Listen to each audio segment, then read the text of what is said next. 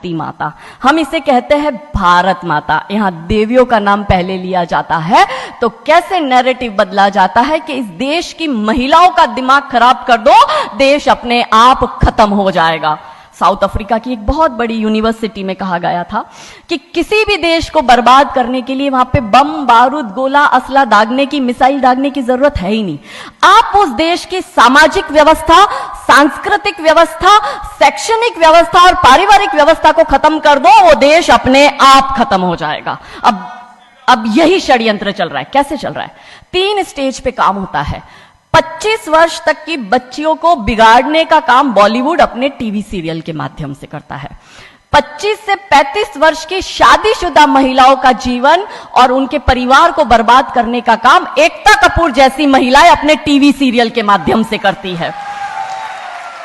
और जो नौकरी करती हुई बहन, बेटियां, महिलाएं हैं, जो कि वर्किंग विमेन हैं, उनका दिमाग खराब करने का काम ये ओटीटी प्लेटफॉर्म्स अपने वेब सीरीज के माध्यम से करता है। कैसे करता है, मैं संक्षिप्त में एक एक उदाहरण देकर आपके समक्ष रखूंगी। और बहुत जरूरी है कि जब हम तो एक साधारण व्यक्ति है, हम संसारिक जीवन में रहते हैं, लेकिन यहां पर जो उपस्थित हमारे संतगण है, महंतगण है, इनके बहुत बड़ा फॉलोअर्स ग्रुप रहता है, बहुत से लोग आते हैं, बहुत सी महिलाएं आती है।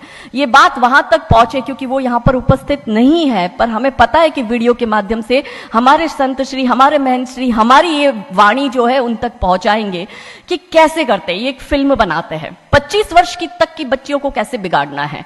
हिंदुओं के परिवारों को बिगाड़ने के, तोड़ने के षड्यंत्र चल रहा है। और सिर्फ एक हिंदू को नहीं खराब करना है, उसके पूरे के पूरे कुटुंब को बर्बाद कर देना है। तो एक भारत की महिला 2 परिवार को जोड़ती है, मायका पक्ष और ससुराल पक्ष। और हम कहते हैं कि भारत की परिवार व्यवस्था जो है वो मानवता की सबसे बड़ी देन है।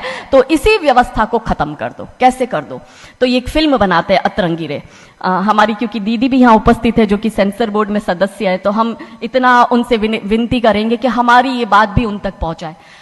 सिस्टमैटिकली ये फिल्मों में लड़की दिखाएंगे हिंदू की, लड़का दिखाएंगे मियां भाई का, और उसमें भी दिखाएंगे कि वो लड़का चाहे अनपढ़ हो, चाहे गवार हो, चाहे आतंकवादी हो, चाहे पंचर छाप हो, और वो हिंदू की लड़की चाहे कितनी पढ़ी लिखी हो, लेकिन उसका परिवार जो है वो रूढ़िवादी है, वो रिग्रेसिव है, और उसके सामने यदि वो घोड़ा भी चला रहा है, खच्चर टट्टू भी चला रहा है, तो वो बड़ा प्रोग्रेसिव है, वो बड़ा संस्कारी है। कैसे करते हैं? ये एक फिल्म बनाते हैं, अतरंगी रे। अतरंगी रे फिल्म में जो कि आज की युवा बच्चियों का लेटेस्ट क्रश है, सारा अली खान हीरोइन लेते हैं। हमारी युवा बच्ची इसको फॉलो करती है। उसमें यह दिखाते हैं कि सारा अली खान जो एक मुस्लिम लड़के के प्यार में पड़ जाती है और अपने परिवार से विरोध कर उनसे लड़ झगड़ कर ट्रेन में बैठकर वो भाग जाती है।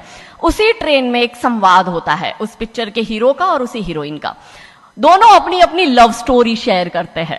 तो हीरोइन पूछती है हीरो को कि तुम्हारी लव स्टोरी बताओ, तो वो कहता है कि कल मेरी शादी होने वाली, और लव स्टोरी तो मेरी लव स्टोरी है कि मैंने बचपन से जिस लड़की से प्यार किया, जिसके साथ पढ़ाई की, जिसके साथ मैं बढ़ा हुआ, उसी लड़की से मेरी बचपन की मित्र जो मेरे समाज की है, जो मेरे गांव की है, उसके साथ ही मेरी शादी होने वाली है।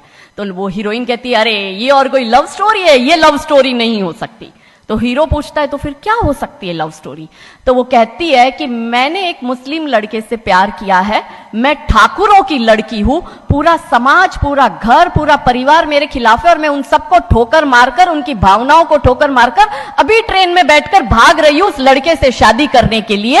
और वो हीरोइन वहां पे डायलॉग देती है कि लव स्टोरी तो मेरी लव स्टोरी है कि मैं ठाकुर की लड़की और वो कतई मियां भाई, और ये है असली लव स्टोरी।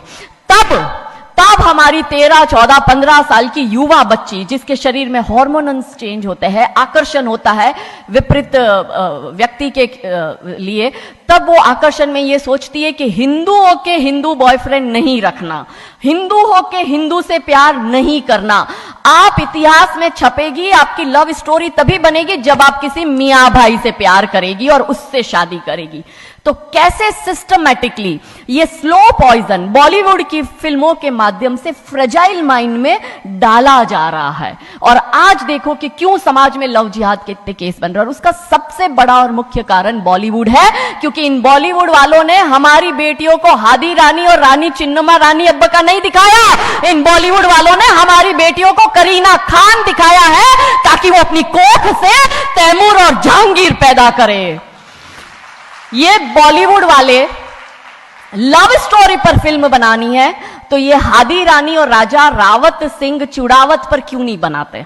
मैं आपको उनकी कथा शॉर्ट में करती हूं कि राजा रावत का शादी जो होता है वो हदी रानी से होता है, मेवाड़ के राजा है, और औरंगजेब की सेना आक्रमण करने आती है। और जब औरंगजेब की सेना आती है तो राजा रावत सिंह का 2 दिन पहले ही विवाह हुआ होता है हादी रानी से।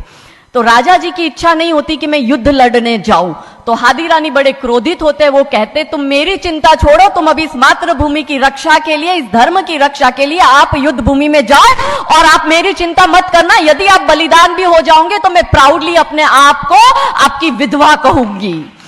तब राजा रावत युद्ध लड़ने जाते हैं। युद्ध भूमि में राजा रावत जी को हादी रानी की बहुत याद आती है, क्योंकि नई नई शादी हुई होती है तो नई बियाई दुल्हन को छोड़ के आए होते हैं, तो बहुत याद करते हैं। तो वो अपने दूत को कहते हैं, अभी सेना आने में समय होता है और युद्ध में भी समय होता है, तो वो कहते हैं अपने दूत को कि जा तू रानी सा के पास जा महल में और उनसे कहे कि राजा जी को आपकी बहुत याद आ रही है, आप अपनी कोई एक निशानी उनके लिए भेजो। दूत भी बड़ा टेंशन में आ गया कि ये युद्ध भूमि में बैठे और इनको हादी रानी की याद आ रही है, ये युद्ध लड़ेंगे कैसे और जीतेंगे कैसे। पर वो दूत डरते डरते पहुंचा रानी सा के पास और रानी सा को कहता है कि राजा रावत जी ने आपकी एक निशानी मंगाई है, उनको आपकी बहुत याद आ रही है।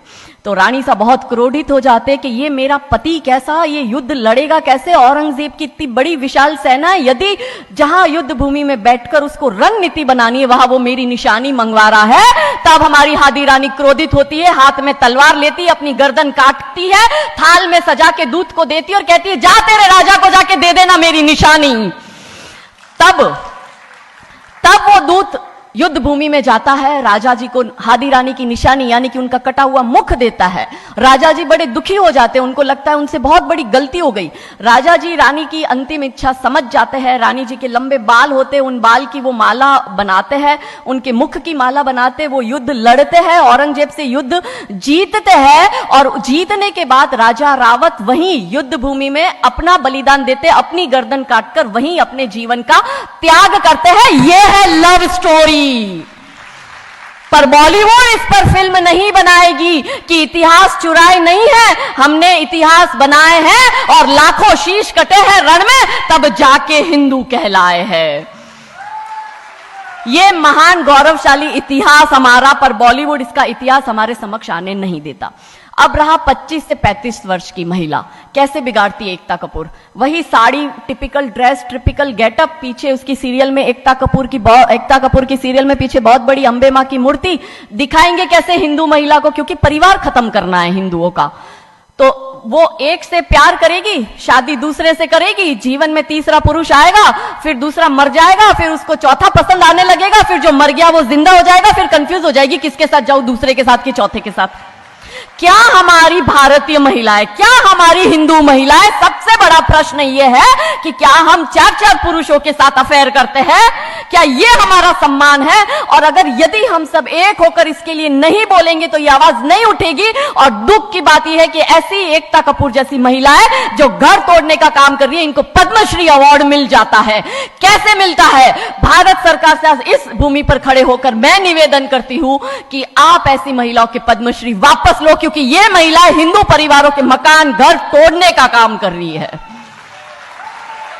और तीसरा और अंतिम, नौकरी करने वाली बहनों का दिमाग कैसे खराब करना है। तो ओटीटी प्लेटफॉर्म के माध्यम से ये दिखाएंगे कि यदि आप नौकरी कर रही है तो आपके सास ससुर आपके पैर की जूती, आपका पति आपके पैर की जूती। बच्चा पैदा करने के लिए आपको किसी से शादी करने की जरूरत नहीं है, आपको ससुराल व्यवस्था में रहने की जरूरत नहीं है, और आप है फेमिनिस्ट। और स्त्रीवाद का झंडा दिखाकर हमारी बहन बेटियों को एक हाथ में शराब का ग्लास, दूसरे हाथ से सिगरेट फूको, अंग्रेजी में गालियां बको और आप अपने आप को फेमिनिस्ट कहो। क्या यह फेमिनिज्म है भारत की धरती का?